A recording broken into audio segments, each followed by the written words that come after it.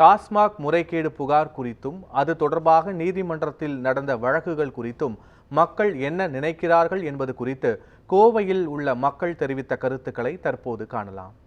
எந்த ஆட்சி வந்தாலும் இந்த ஊழல் எல்லா பக்கமே நடக்கிறது தான். தமிழ்நாடுகள் எல்லாம் இந்தியா ஃபுல்லாகவே நடக்கிறது உண்மைதான். இது டிஎம்கே ஆட்சி தான், ஏடிஎம்கே ஆட்சி தான், இல்லை பாரதிய ஜனதா தான் அப்படிங்கிறதுல இல்லை. எந்த ஆட்சி வந்தாலும் அவங்க அதை தான் பண்ண போகிறாங்க. இதே விஜய் வர்றாரு, விஜய் வந்தாலும் அதை தான் பண்ணுவாங்க. இது கோர்ட்டோ இல்லை இதோ பண்ணுறதை பற்றி எந்த பிரயோஜனம் கிடையாது. எந்த ஆட்சி வந்தாலும் இதுதான் நடக்கும். இப்போ அந்த ஆட்சியில் ஊழல் கண்டிப்பாக நடந்துட்டு தான் இருக்குது. போன ஆட்சியிலே நடந்தது தான். ஆனால் இந்த ஆட்சியில் இந்த இதே இருக்கக்கூடாது, டாஸ்மார்க்கே இருக்கக்கூடாதுன்னு அவங்களே போராட்டம் பண்ணாங்க. ஆனாலும் அவங்க ஆட்சியிலேயும் டாஸ்மார்க் இது நடந்துட்டு தான் இருக்குது. அதை வச்சு தான் இந்த தமிழகம் அப்படியே பொருளாதாரம் இயங்கிட்டு இருக்கு. ஆனாலும் அது சீர்திருத்தமாக பண்ணோம்னா நல்லாது. அது இல்லாமல் ஊழல் பண்ணி அவங்க கையில் இவங்க கையிலையும் போய் ஊழலாகி அது இப்போ விசாரணை அளவில் இதே நடந்துட்டு இருக்கு. இப்போ இது ஊழல், அதாவது தமிழ்நாட்டு மக்கள் நல்லா இருக்கணும்னா இந்த டாஸ்மார்க்கே இருக்கக்கூடாது. அதுதான் என்னோட கருத்து. இந்த மதுவால் எவ்வளோ இளைஞர்கள் கெட்டு போயிடறாங்க.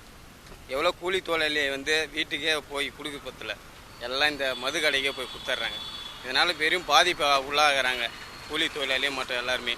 இதனால் அந்த மதுவை நடைமுறை கொண்டுட்டு வராத அளவுக்கு இந்த அரசாங்கம் நடவடிக்கை எடுக்கணும். ஆனால் கடை இருக்கக்கூடாது, உற்பத்தி பண்ணுறது முதல்ல நிறுத்தணும். கடை இருக்குதே இல்லையா, உற்பத்தி பண்ணுறதை நிறுத்தணும். அங்கே நிறுத்தினா அப்புறம் கடை நின்றுருமில்ல, அப்புறம் அவங்க குடிக்க மாட்டாங்கல்ல, அவர் பொண்டு பிள்ளைகளை ரோட்டில் விழுக்க மாட்டாங்க, ஆக்சிடெண்ட் ஆகாது. இது குடிச்சு போட்டு வண்டி ஓட்டுறாங்க, அதெல்லாம் விபத்தாகுது, அதெல்லாம் நிறுத்தணும். ஊழல்ன்றதை முற்றிலும் ஒழிக்கிறதுக்கு உண்டான வழியை பார்த்தா தான் உழைக்கிறவங்க உழைப்பாக்கி வருவாங்க. இவங்க காலையில் இருந்துட்டு ஒருத்தருக்கு கையில் காசு யார்கிட்ட 10 20 கொடுங்க அப்படின்னு சொல்லிட்டு போய் சாப்பிட்டு அவன் படுத்துங்கிறான். அவங்க குடும்பக்காரவங்க தான் வேலைக்கு போயிட்டு வாழ்க்கை நடத்துகிறாங்க. அதுக்கு ஒழிக்கணும். அதுக்கு உண்டான இதை கவர்மெண்ட் தான் ஏற்றி செய்யணும். இது என்ன ஒரு 10 வருஷம் கேஸ் நடக்குமா, 5 வருஷம் கேஸ் நடக்குமா, அதுக்கப்புறம் மக்களும் மறந்துடுவோம். இந்த 30 நாள் ஹாட் டாப்பிக்காக இருக்கும். அப்புறம் மக்களும் மறந்துடுவோம். அது கேஸு இதாகிரும், அவ்வளோதான். இன்னும் அடுத்த ஆட்சி வந்துடும், அது அவ்வளோதான். இதெல்லாம் ஒரு வழக்கு. இதெல்லாம் இந்தியாவில் சகஜமான ஒரு இதை யாருமே இது பார்க்க முடியாது. இந்தியாவில் வழக்குங்கிறது அந்த ஃபோக்கஸ்க்கு பண்ணுற, அதுக்கப்புறம் அதை எல்லாருமே மறந்துடுவாங்க. தண்டனை கண்டிப்பாக கிடைக்கணும் அப்படின்னா நீதிமன்றத்தின் மூலிமா அடங்குறது மட்டும்தான் சரியாக இருக்கும். சில பேரோட தூண்டுதல் காரணமாக ரொம்ப அதிகார உச்சவரம்பை மீறி போய் இடி வேலை செய்கிறாங்களோ அப்படிங்கிறது தான் ஒரு சாமானிய மக்களோட எதிர்ப்பாக இருக்குது. அதாவது வழக்கு நடைமுறையில் இருக்குது, அதை வழக்காக மட்டும்தான் பார்க்கணும். தனிப்பட்ட விரோதமோ இல்லை யாராவதோட தூண்டுதல் பேர்லையோ தன்னோட அதிகாரத்தை துஷ்பிரயோகம் பண்ணக்கூடாது அப்படிங்கிறத நாங்கள் சொல்லிக்கிறோம். இப்போ அமலாக்கத்துறை எலெக்ஷன் வர டைமில் மது டாஸ்மாக் ஊழலை பற்றி பயங்கர தீவிரமாக செயல்பட்டு இருக்காங்க. இது கடந்த 4 வருஷமாக ஆட்சி போயிட்டுருக்கு எல்லாத்துக்குமே. ஆனால் ஊழல் நடக்குதுன்னு சொல்லி இப்போ எலெக்ஷன் வர டைமில் இப்போ அமலாக்கத்துறை ஏவி விட்டு இது முழுக்க பழி வாங்குற ஒரு நோக்கமாக தான் மத்திய அரசு செயல்பட்டு இருக்குது. அதுக்கு சரியான ஒரு விசாரணையை அமலாக்கத்துறை நடத்தி சரியான தீர்வு காரணம்னு சொல்லி அனைத்து மக்கள் சார்பாக நான் கேட்டுக்கொள்கிறேன்.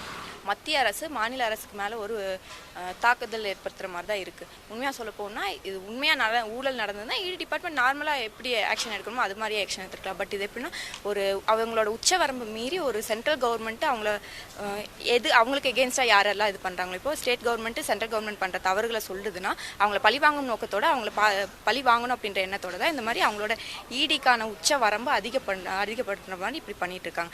பட் இது உண்மையாக ஊழல் நடந்திருக்கு அப்படின்னா தாராளமாக அவங்க டைரெக்டாகவே என்ன ரைடு எடுத்துருந்துருக்கலாம்.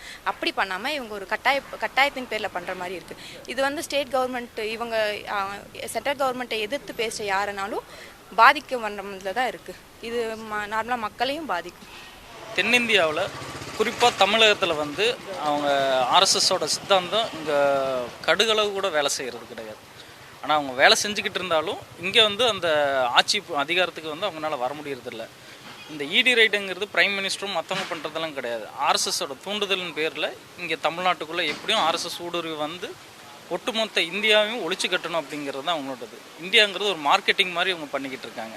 ஸோ அதெல்லாம் தாண்டி அதை தடுக்கிறதுக்கு தான் தமிழ்நாடு மிகப்பெரிய அளவில் போராட்டங்களை எல்லா இடத்துலையும் போராடிக்கிட்டு இருக்காங்க. இல்லை எனக்கு அதிகாரம் இருக்குங்கிறதுக்கு வேண்டி நான் என்ன வேணால் பண்ணிட முடியாது இல்லைங்க. முதல்ல நான் என் வீட்டை சுத்தம் பண்ணணும், அதுக்கப்புறம் அடுத்த வீட்டுக்கு நான் போகணும்.